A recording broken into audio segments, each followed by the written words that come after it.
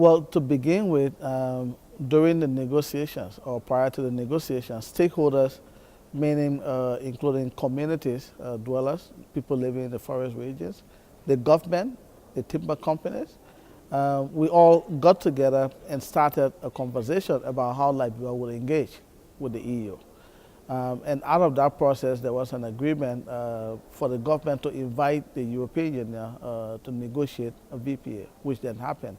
So when we started the FLEGT process, we started it together with the government, with the company, with communities. And throughout the negotiation process, communities were involved, civil society was very much present, and we crafted Liberia's position together, which were then taken to the table.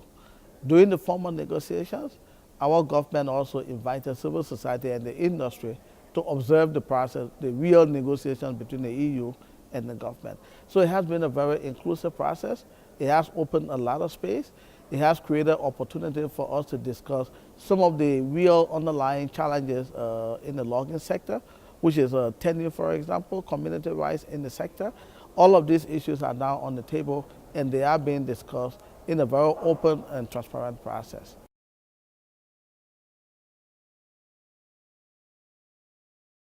I think that is one of the key benefits that Liberia has definitely realized from the negotiation process, and that is also ongoing even after the negotiations are being concluded. We set up a national level multi-stakeholder committee that is looking at implementation.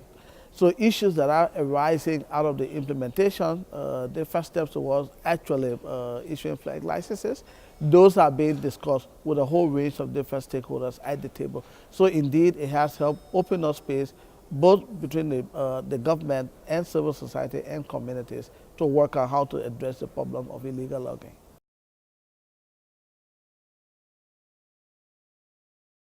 I think one of the challenges that we've realized during all of this process is that there seems to be a lot of focus on the legality license, the FLEGT license, as the one product that Europe seems to be looking to.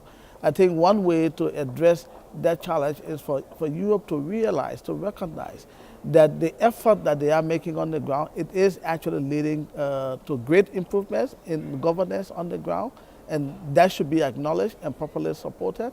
However, it will be also very important if at the implementation stage, the banner of openness that was exercised during the negotiations can be maintained. And the momentum that we saw from the part of Europe is also maintained going into implementations. We haven't quite figured out all the challenges surrounding that, but concerns that are now emerging around conversion timber, for example. Therefore, it will be really important for Europe to engage, to remain engaged in that dialogue in Liberia to ensure that timber from forest destruction to make way for other land uses does not enter into the chain of the legality assurance system.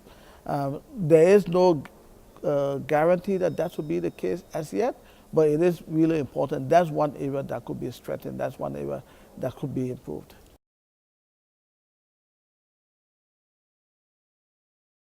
On the one hand, we went into the VPA hoping to address the problem of illegal logging because it has a ripple-on effects on forests, one of them being destruction of the forest. So this is as much about governance as it is about sustainability requirement. Therefore, if we are working with the VPA to sustain the forest, to manage the forest better, and then the oil palm companies are allowed to clear cut the same forest, then it doesn't address the overriding objective that we set for ourselves, which is to protect and manage the forest better.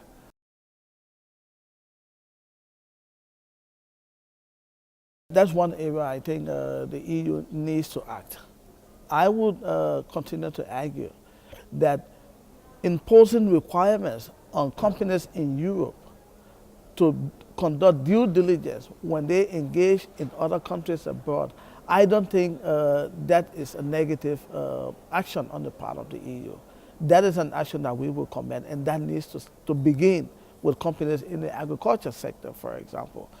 However, when on the one hand, European people working for the Commission continue to oppose such measures, but on the other hand, or at the same time, continue to say that they are trying to work with our countries to improve governance, that is a bit of a double speak.